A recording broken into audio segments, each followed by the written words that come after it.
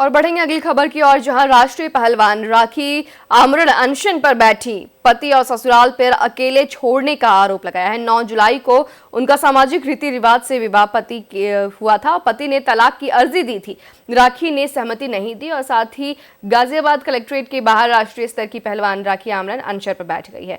राखी का कहना है कि शादी के बाद उनके पति और ससुराल पक्ष ने उन्हें अकेला छोड़ दिया है।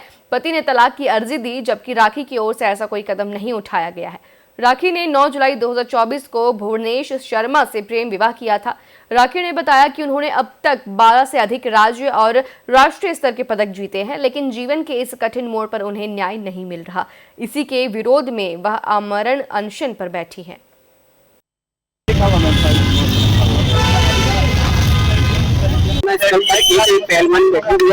क्या पूरा मामला था, क्या इसमें यही है कि ये राखी जी है और इनको इनके घर से निकाल दिया गया है बिना बताए, और पति भी चला गया, सास ससुर ने भी प्रताड़ित किया और निकाल दिया गया।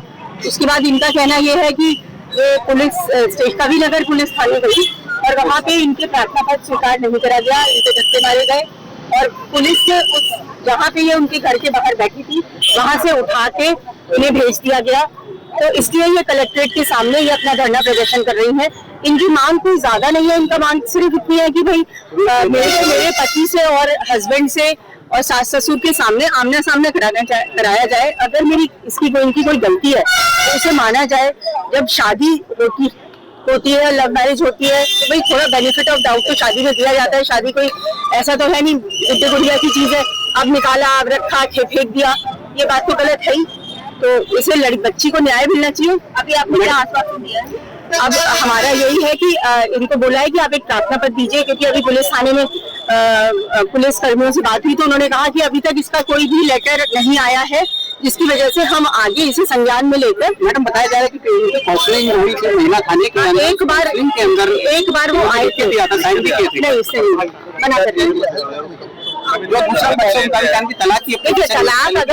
तलाक इनकी तरफ से नहीं डला है, उनकी तरफ से डला है। तो ये तो अभी प्रताड़ित है, इनको ना कुछ कहा गया, एक दिन सडनली इन्हें घर से बाहर निकाल दिया गया और फिर उसके बाद इन्हें घर में घुसने नहीं दिया गया, यहाँ तक कि इसका सामान भी उनके पास है। तो ये तो अन्याय है एक लड़की के लिए। दूसरे पक्ष का ये भी कहना है कि उन्होंने बेटे और बहू को बेदखल कर रखा है, इसलिए हम नहीं बुला सकते क्योंकि ये वहाँ मार पिटाई कर। देखिए, तो ये बात वो सामने आके कह दी ना, इसकी तो कोई मांग ही नहीं है। इसकी मांग तो ये है कि वो सामने आके बात करे।